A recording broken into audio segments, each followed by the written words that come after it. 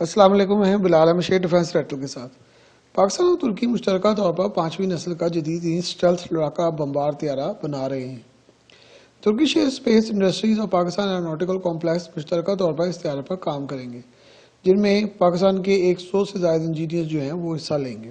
اس طیارے کا نام ترک پاک 35 تجویز کیا گیا ہے، جس میں چین جو ہے وہ ٹیکنالوجیکل پارٹنر ہوگا۔ ترکش ایئر اسپیس انڈسٹریز کے سی ای او نے ایک پاکستانی چینل کو انٹرویو دیتے ہوئے کہا ہے کہ اس پروجیکٹ کے بارے میں جو ہے جزیات جو ہیں وہ طے کی جا رہی ہیں اور پاکستان اور ترکی مل کر اس طیارے کو تیار کریں گے۔ پاکستان اور ترکی کئی دہائیوں سے دفاعی تعاون کرتے چلے آ رہے ہیں اور اب یہ ایک نئی مضبوطی اور کامیابی کی طرف جو ہے وہ گامزن ہو چکا ہے۔ ترکی امریکہ کے جدید ترین لڑاکا طیارے F-35A کی تیاری کے تمام پروجیکٹ کا حصہ رہا ہے۔ ترکی میں F-35 طیاروں کے پروزہ جہاز کی تیاری، ان کے پائلٹس نے ان طیاروں کی ٹریننگ لے لی ہے۔ سینکڑوں انجینئرز افسران اس طیارے کی پروڈکشن کے سارے جو سسٹم ہیں اس کی تربیت لے کے آ چکے ہیں۔ ترکی میں اس کا پلانٹ لگ چکا ہے، لیکن امریکہ نے اس سارے سلسلے کو وائنڈ اپ کر دیا۔ ترکی جو ہے وہ کیونکہ روس سے تعلقات بہتر بنا چکا ہے، روس سے S-400 میزائل خریدنے کی وجہ سے امریکہ نے اس پر یہ پابندی لگا دی کہ وہ اس کو F-35 طیارے نہیں فراہم کرے گا۔ ترکی نیٹو کا ممبر ملک ہے اور نیٹو کے ہتھیاروں کا ایک مخصوص سٹینڈرڈ جو ہے وہ مانا جاتا ہے، جس کے علاوہ ان ممالک کو کسی دوسرے ملک کا یعنی چین یا رشیا اور کسی ملک کا بھی ہتھیار استعمال کرنے کی اجازت نہیں دی جاتی، اور نہ ہی کوئی نیٹو کا ممبر ملک اپنے نیٹو کے ممالک کے علاوہ کسی دوسرے ملک سے اس سلسلے میں معاہدہ کر سکتا ہے۔ لیکن بہرحال ترکی نے روس کے ساتھ یہ معاہدہ کیا اور میزائل حاصل بھی کر لی۔ ترکی نے روس کے ساتھ مل کر اسٹیلتھ ٹیکنالوجی کے لیے Su-57 طیاروں کو ایویلویٹ بھی کیا، جس میں طیاروں کے لائسنس پروڈکشن کی آفر روس نے ترکی کو کی اور ایسے 200 طیارے جو ہے وہ بنانے کی آفر بھی کی۔ ترکی دوسری جنگ عظیم کے بعد سے امریکہ اور یورپی ہتھیار استعمال کرتا رہا ہے۔ ترکش فضائیہ خاص طور پر صرف امریکی طیارے ہی استعمال کرتی آئی ہے، جس میں F-86 سیبر، F-104 star fighter, F-4 phantom اور F-16 جیسے طیارے شامل ہیں۔ اسی بنیاد پر F-16C کی جو لائسنس پروڈکشن ہے وہ بھی 1983 سے ترکی میں کی جا رہی ہے، جس کے تحت ترکی نے ملکی طور پر 232 F-16 طیارے ملکی طور پر بنائے اور یہ طیارے جو ہیں وہ بعد میں پھر جدید کرنے کی صلاحیت بھی حاصل کی۔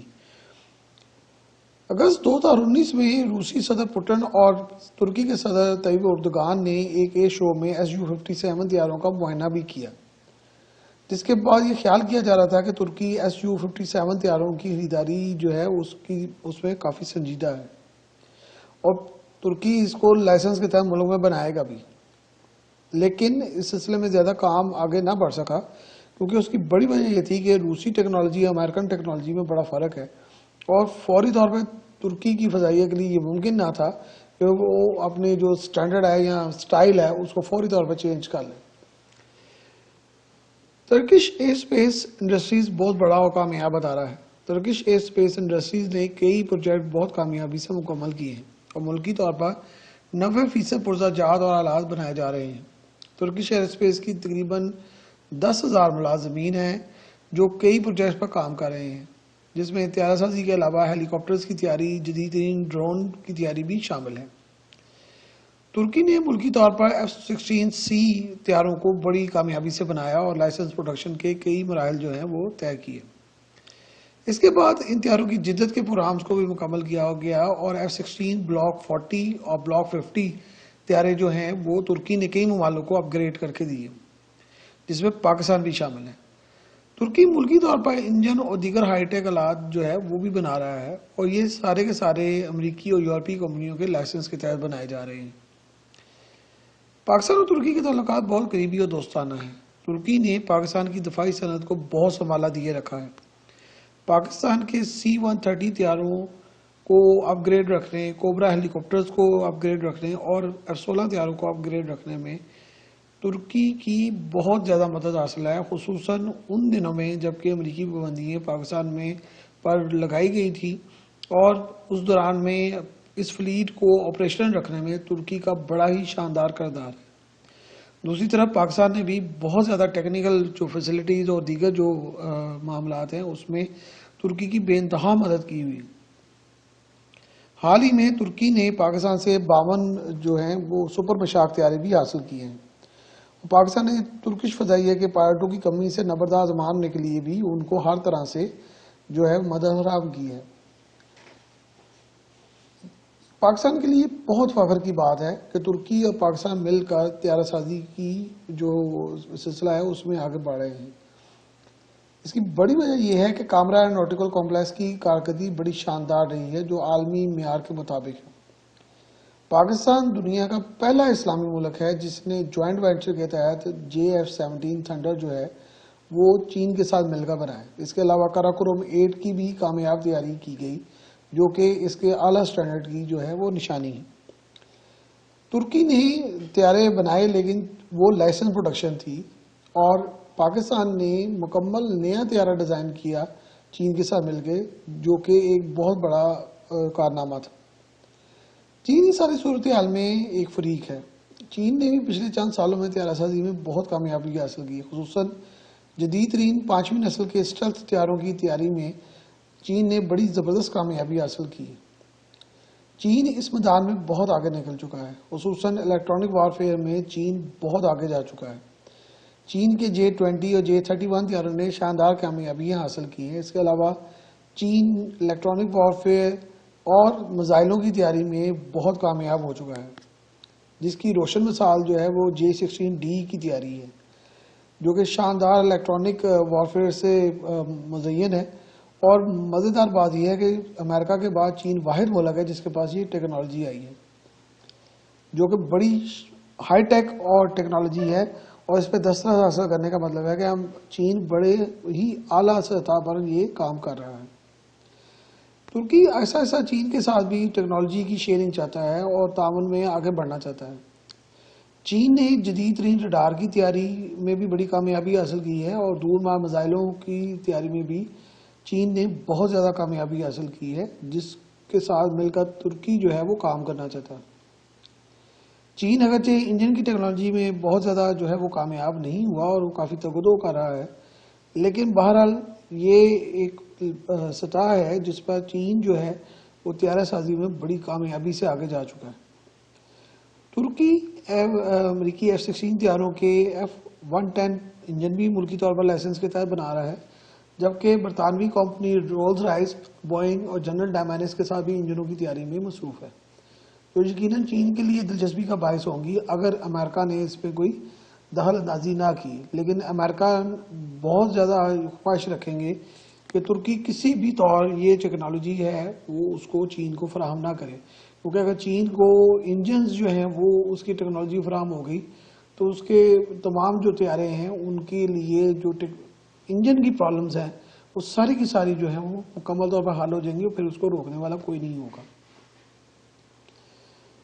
ترکی بہت تیزی سے اپنی نیوی کو بھی جو کہ فلیٹ کو بھی بڑا ماڈرنائز کر رہا ہے۔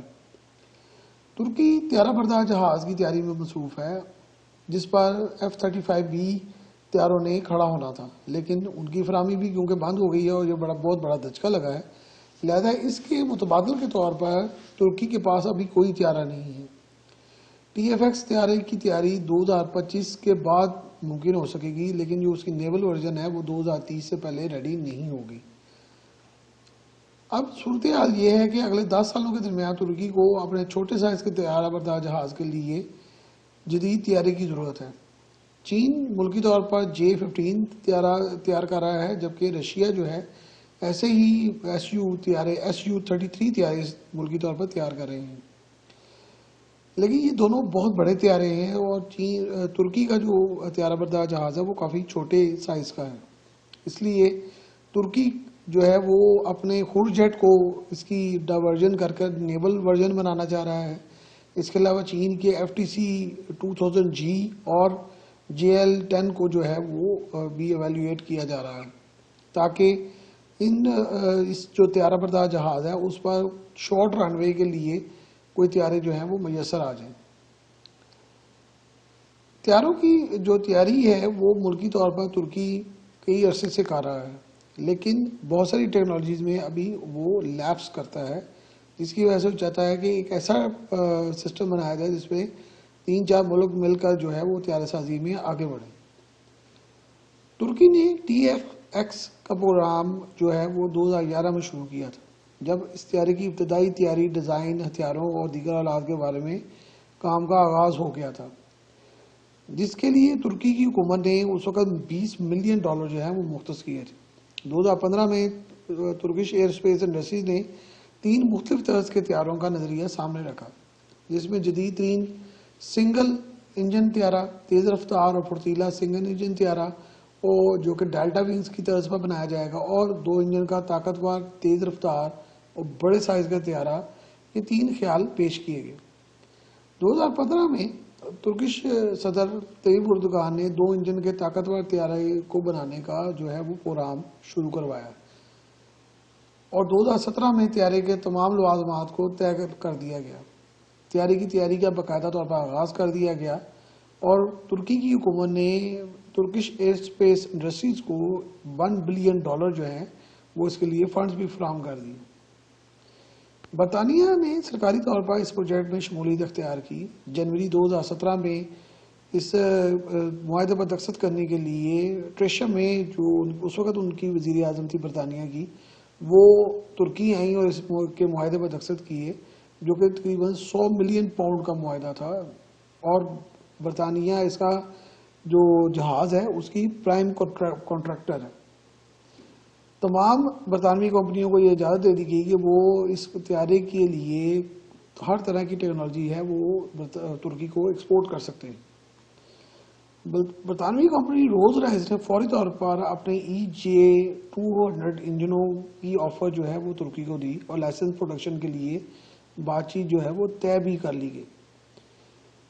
ترکی نے EJ200 انجنوں کو اس لیے پسند کیا کہ یہ جو انجن ہیں یہ یورو فائٹر میں بھی استعمال کیے گئے ہیں، اور بڑے ایفیشینٹ اور کامیاب انجن ہیں، اور بڑے زبردست تھرسٹ پیدا کرتے ہیں. اسی طرح امریکی کمپنی جنرل الیکٹرک نے بھی اس سلسلے میں اپنی ترکی میں جو موجود کمپنی ہے اس کے ساتھ مل کر F110 انجنوں کو TFX کے لیے تیار کرنے پر آمادگی کا اظہار کر دیا، اور اس میں بہتری کی بھی آفر کی. ان انجنوں کو مزید طاقتور بنا کر ان طیاروں میں شروع میں نصب کیا جائے گا، اس کے بعد پھر وہ رولز رائس کے انجن جو ہیں اس میں فٹ کیے جائیں گے. لیکن رولز رائس نے اس سارے پروجیکٹ سے فوری طور پر 2019 میں علیحدگی اختیار کر لی. اس کی بڑی وجہ یہ تھی کہ رولز رائس بہت سارے جو ٹیکنالوجی کی ٹرانسفر ہے اس پر ترکی سے اختلافات رکھتے تھے. اس کے علاوہ رولز رائس جس کمپنی کے ساتھ معاہدہ کر کے ترکی میں یہ لائسنس کے تحت بنانا چاہ رہی تھی، اس کمپنی کے شیئرز میں قطعی سرمایہ بھی موجود تھا، جس کو برطانیہ نے قبول نہیں کیا. روس نے ترکی کے جو Su-57 طیارے ہیں وہ فراہم کرنے کی بڑی کوشش کی، جس میں اس کو بڑی زبردست ناکامی بھی ہوئی. اسی کوشش کی ناکامی کے بعد روسی کمپنیوں نے TFX طیاروں کے انجن اور دیگر جو ٹیکنالوجی ہے اس کی فراہمی کے لیے بھی کافی کوشش کی، لیکن وہ بھی کامیاب نہ ہو سکی، کیونکہ یورپ کا جو سٹینڈرڈ ہے وہ بہرحال جو رشین ٹیکنالوجی ہے اس سے بہتر ہے. TFX طیاروں کی تیاری کا سلسلہ تیزی سے شروع ہو چکا ہے. پاکستان اور ترکی کے درمیان دفاعی تعاون میں اضافہ پاکستان کے لیے بہت ہی خوشائند قدم ہے. پاکستان نے چین کے ساتھ مل کر JF-17 تھنڈر کی تیاری میں بڑی شاندار کامیابی حاصل کی. عالمی سطح پر JF-17 کی زبردست پذیرائی اور کامرہ ایروناٹیکلز کے اعلیٰ معیار کی وجہ سے اب پاکستان ایک نیکسٹ جنریشن اور نیکسٹ سٹیپ پہ چلا گیا ہے، اور چین بھی اب یورپ میں اس سلسلے میں دفاعی صنعت کے سلسلے میں انٹروڈیوس ہو رہا ہے. اور یہ پاکستان کی بہت بڑی کامیابی ہے کہ پاکستان اس سارے معاملے میں فرنٹ لائن پہ ہے، اور بڑی کامیابی سے اس ہائی ٹیک ٹیکنالوجی کے جو ایونٹ ہے اس میں شامل ہے، اور نیٹو کے سٹینڈرڈ پر جو ہے وہ طیارہ بنانے کے لیے جا رہا ہے، جو پاکستانی کے لیے باعث فخر ہے.